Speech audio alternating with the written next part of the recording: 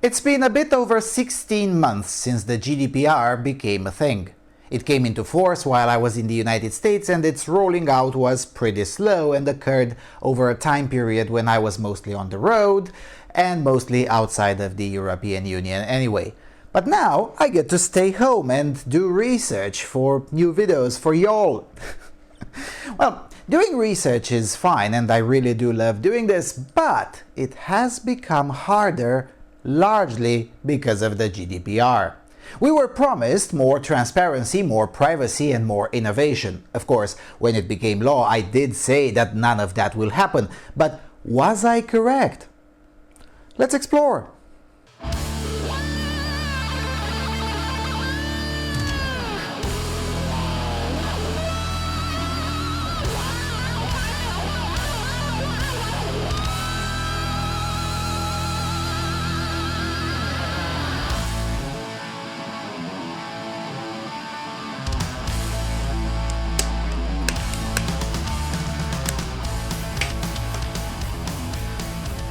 Hello everyone and welcome to the Freedom Alternative. Alrighty, so this is a video made somewhat out of impulse because I kinda hate it when I'm right, and I'm not joking when I routinely say that I hope I'm wrong about things. So, 16-ish months of GDPR, this is the thing that these are the things that it promised it would do. So according to the official website, it replaces the EU's previous data protection directive, consolidates and simplifies data protection rules for every company operating in the EU, protects data privacy of EU residents, provides people living in the EU with more control over their personal data collection, right, synchronizes data privacy laws across the EU, simplifies the EU regulatory environment for international business, and encourages organizations to reconsider how they handle data privacy. Okay, so let's go through these and then I'll tell you what it has actually done. So, replaces the EU's previous directive? Yeah, sure, it did that. Simplifies data protection rules? That, for sure, it did not. According to the report issued by the Center for Data Innovation, an EU think tank that shielded for GDPR, the evidence shows exactly the opposite. The rules are so complicated that not even specialized lawyers can understand them oftentimes, let alone regular people. The report highlights the Commission's own numbers, which say that in Estonia, a country with high digital literacy and the model for any digital fascist ideologue out there, 71% of the population has never heard of the GDPR or does not know exactly what it is. Think about that. The country where people don't even take a shit without an app for that, they have no idea what the fuck this is. And we're expecting farmers in Bulgaria and peasants in northern Finland to figure it out? Really? Also from the report, a majority of Spaniards, 57%, Romanians, 52%, Hungarians, 52%, do not know about the existence of a data protection authority. And for those aware, a majority of the Dutch, 57%, the Swedish, 54%, would not know who to turn to with privacy complaints. In France, Italy and Belgium respectively, 55%, 50% and 47% of the population has never heard of the GDPR. Translation: nobody cares. This is a right that nobody asked for. There was no consensus, there was no desire, and there was no need for any of this. Nobody asked for it. Moving forward. Protects the data privacy of EU residents? Really? How? I mean, has Facebook gotten better at data privacy? No, of course not. If anything, it has gotten worse. Has Google gone a bit more soft? No, of course not. And why would they? Heck, entire government websites are not GDPR compliant. And the main reason is simple. Because they can't. Because the law itself is imbecilic. Going further, provides people living in the EU with more control over their personal data collection. Really? So can I ask Facebook nicely to stop trying to track me and they'll just do it? No, of course not. I still have to do it just like before. Browser in a sandbox, extensions that block tracking, and a VPN. Just like I've been doing it for the last 10 years. That's how you take control over your personal data collection. GDPR won't help you, because it can't. Then they promised that GDPR synchronizes data privacy laws across the EU, and this is the biggest joke. Not only this didn't happen, but it made the previous situation a lot worse. 3/4 or 74% of respondents to a survey by Bitkom, Germany's largest trade association, say that data protection requirements are the main obstacle to the development of new technologies, compared to 63% in 2018, 45% in 2017. So it kills innovation, it kills jobs, and it doesn't unify anything. Germany has made its already strict laws even stricter, while Slovenia, for instance, deviated even further from the median, because the regulation is imbecilic, full of vague language and subject to so many interpretations that makes it essentially useless.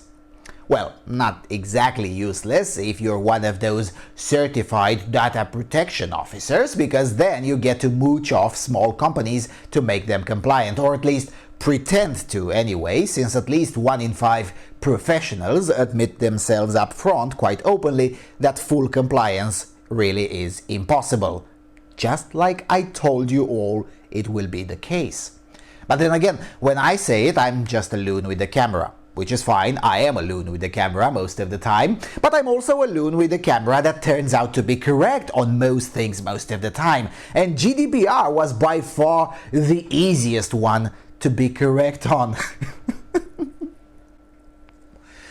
Then we were told that GDPR simplifies the EU regulatory environment for international business, which was entirely a lie.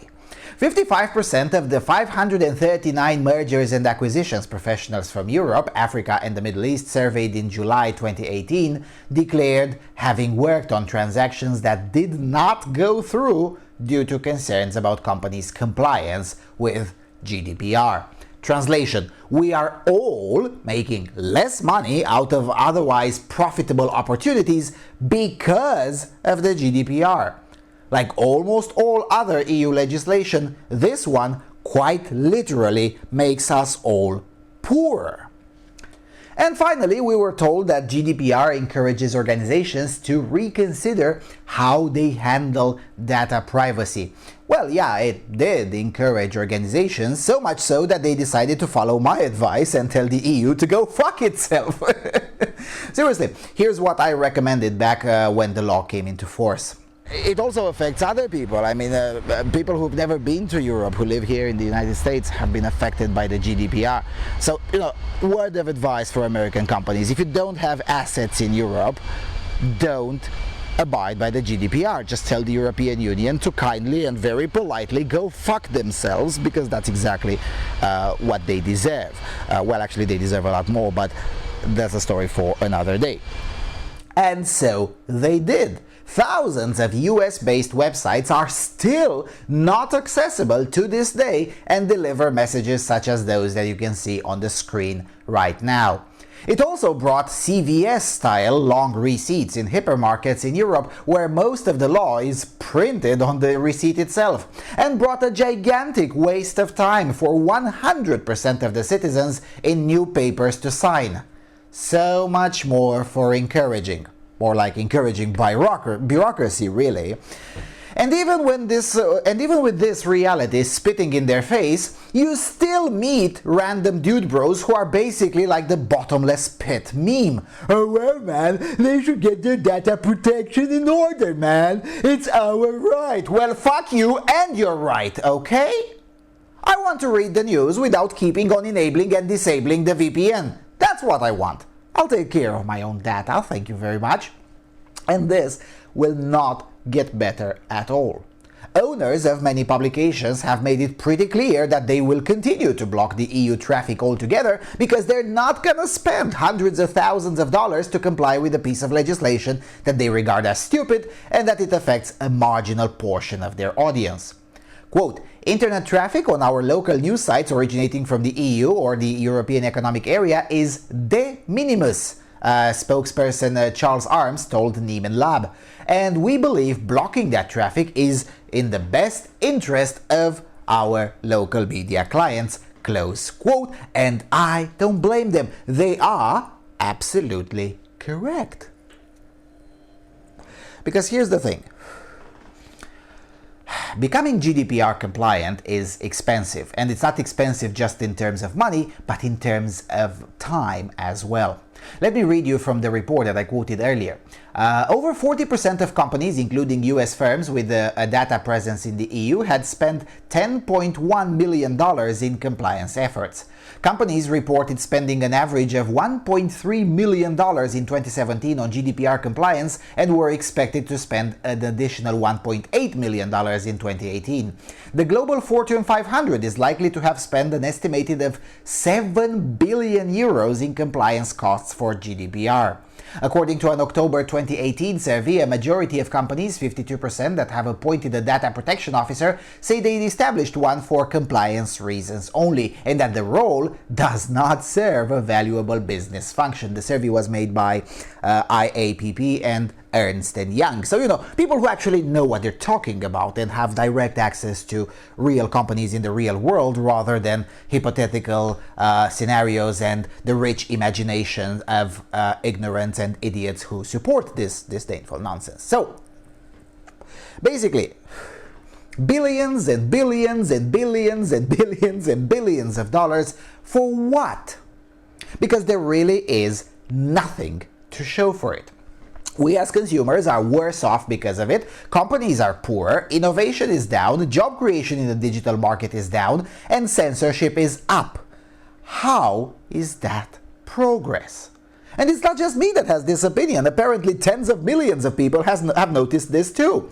The 2019 European Commission's GDPR in Numbers report says, quote, compared to 2015, there are now 9 European countries where internet users are less likely to feel they have at least some control over their personal information, 5 where they are more likely to feel they have partial control, and the remainder have had no change. So basically, citizens in 9 countries agree with me that we're worse off as consumers, and the rest have pretty much the same opinion as before, which, by the way, it wasn't a great one to begin with either. Progress, comrades. Progress. Degeneracy. And it gets worse. The cathedral media either ignores the topic altogether, or it publishes essentially active measures type of propaganda by paid shills who are otherwise playing for the far left. Like this article from Forbes by A.J. Dellinger, who, when not writing for Forbes, writes for Mike.com, Daily Dot, Gizmodo, and Newsweek. All leftist outlets, some of them far left, like Mike.com. And in his article, many sites are still failing to meet basic GDPR requirements. He notes that, quote, despite some organizations coming up short of the standards set by GDPR, the regulations largely appear to be working. The European Commission's Justice and Consumers Department revealed there have been 89,271 reported data breaches since the rules have gone into effect. Organizations are required to disclose any data breach within 72 hours of discovery or face fines under GDPR. There have also been a reported 56 million euros in fines issued in that time, close quote. There's just one problem. The entirety of the paragraph is a lie. His own research proves that most organizations don't give a flying toss and don't disclose anything, because why should they? And tens of millions of dollars into fines is hardly evidence of the regulation appearing to be working. Quite the opposite, I would argue. CNN Business reported that companies have interrupted some of their online services in the European Union because of concerns over complying with the GDPR. These include the Czech platform Seznam, which had to shut down its student social network, and online gaming company Gravity Interactive, which blocked European users from accessing its games and services. Yeah, it's working by murdering our companies and preventing a lot of new ones from being formed to begin with. Yeah, it's working. Not. And again, I'm not blaming the American or other websites for doing this. They're doing it for perfectly sound reasons. If I were to find out that I could be fined in, let's say, South Korea for what I write on my own website, you can bet good money that I would ban all South Korean IP addresses from my website. I wouldn't even think twice about it, because there's no way I'd change the way I write just to please some bureaucrat. And given the low number of visits from South Korea, it's not worth changing anything to appease them. Nothing personal with South Korea, by the way, just an example, though quite an apt one because South Korea has pretty weird internet regulations itself. But even they understand that the world doesn't revolve around them, and thus do not have the arrogance to try to force others to live up to their standards. Something which they should be praised for, and something for which the European Union doesn't get any praise because it doesn't deserve it. Quite the opposite. The EU seriously believes that they can change the world. Reality says otherwise, though. Why should the newspapers in Zimbabwe change the way they do things? Well, that's right, they shouldn't. And none of this would be an issue if only everyone applied to the internet what is already understood in the offline world, namely that when you go to someone else's house, you abide by their rules. So if the US doesn't want your GDPR crap, well, tough shit then.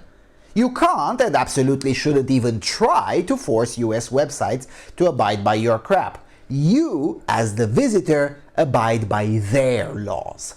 And while the GDPR promised that this will revolutionize the internet and it will hold tech giants to account, what it actually did was to fuck up the consumers a lot more, screw small European startups even more, and do exactly nothing to tech giants.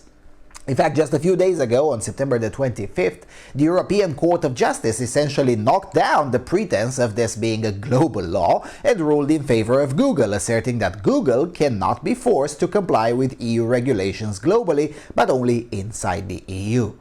Now, you would think that this is basic common sense, but in Europe, you need a license for that, and sometimes a multi-million-dollar lawsuit, just to assert basic sanity.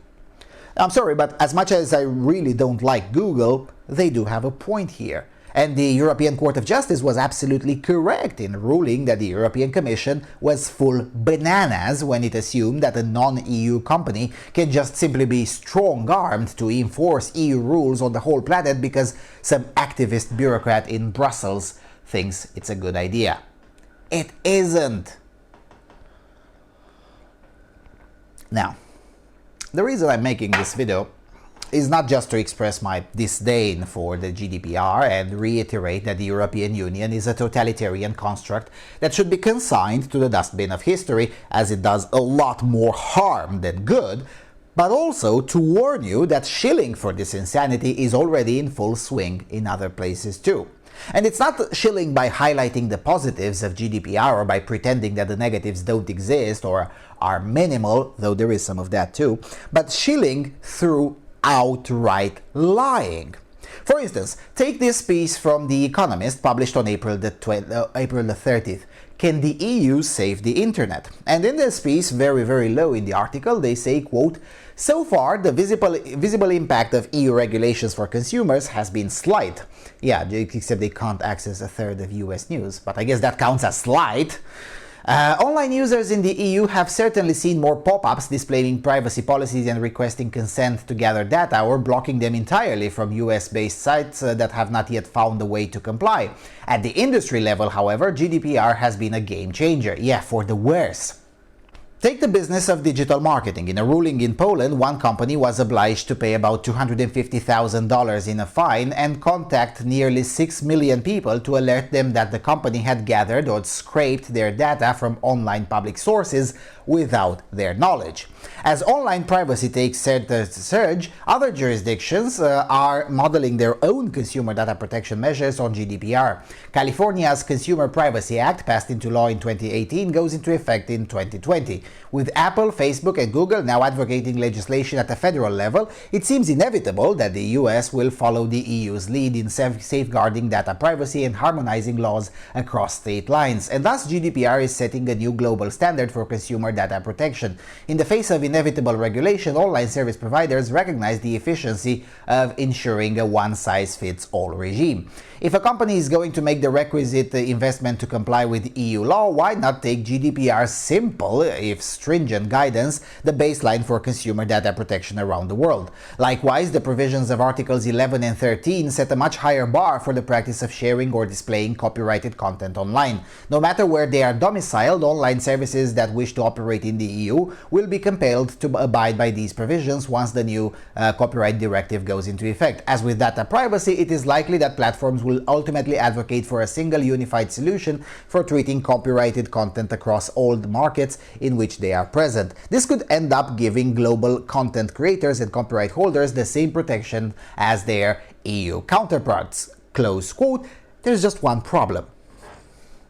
It's not exactly true.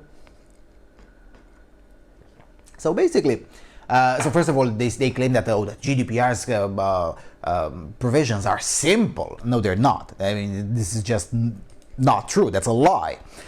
But basically, The Economist, like Forbes and other shills, but not privacy organizations or even big tech themselves, are taking the position that not only regulation should be global, that's an old position that they've been taking, but that it is desired by all actors involved. That's just not true. And the ruling in Poland they're citing is still an ongoing case at the moment of this recording in late September, and it was a preliminary ruling when they wrote the article. So basically they were opining on a legal matter that not even the highest and most respected legal scholars have had any idea about. And this is the worst part of it, the arrogance of the EU unelected bureaucrats and EU paid shills, the audacity to assume that they know better for everyone. But they don't, and they never have. Nevertheless, the shilling continues unabated. France 24 was titling in May that 1 year on, EU's GDPR sets global standard for data protection. No, it doesn't. And no, convincing Australia doesn't exactly count, since Australia is not a free country and it's a country slightly bigger than Romania population-wise, so not exactly a global player out there. Let me know when you convince China, Brazil, the United States, at least half of Africa or India, any of these really, and then I'll start taking such claims seriously. Now, will that ever happen? No, not really. GDPR is unconstitutional in the US, likely unconstitutional in Brazil, very likely unconstitutional in India, an insult to China, and a first world problem for Africa. So you're left with what? Japan? Maybe? But even Japan is negotiating pretty harsh on this one because the Japanese internet is by far the most open in the world. And they'd like to keep it that way, and I don't blame them. So you're only really left with the People's Republic of California, a shithole state, an embarrassment to the good name of the United States of America, a place that has rodent-transmitted tuberculosis, bubonic plague, cholera, and typhus. You will excuse me if I don't hold the opinions of authorities in third world shithole jurisdictions in very high regard. I'm much more interested in what the hair of Robert Mugabe has to say in Zimbabwe, which is a place much more civilized than California, for sure. Ultimately, the only really good thing to come out of this is making it a lot less difficult to explain to people why they need a VPN, why they should be paranoid, because only the paranoid survive, why they should inherently distrust anything that has an EU flag on it, and generally why the European Union is complete and utter cancer. It's a lot easier to start a conversation on Euroscepticism when you can simply give a link to someone and they see for themselves how their access to the free flow of information is impeded directly because of the European Commission, and then force them to defend it.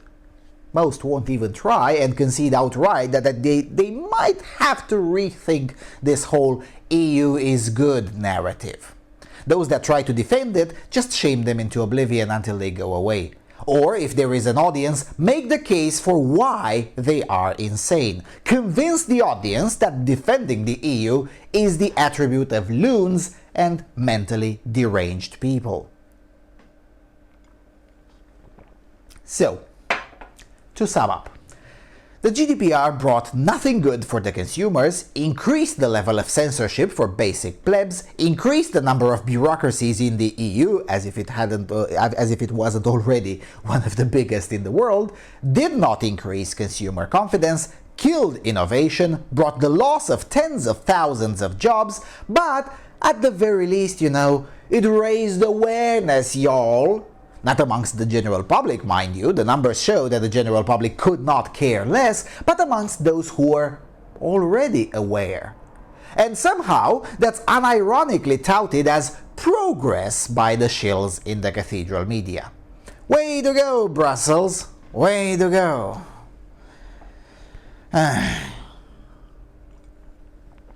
So, what do you all think? What is or was your experience with GDPR? Please do tell me in the comments, and let's keep the conversation going, because this will become a much bigger topic in the years to come, and this will have to be hashed out. I'm also, in addition to talking points, interested in more ways to avoid it or openly disobey it.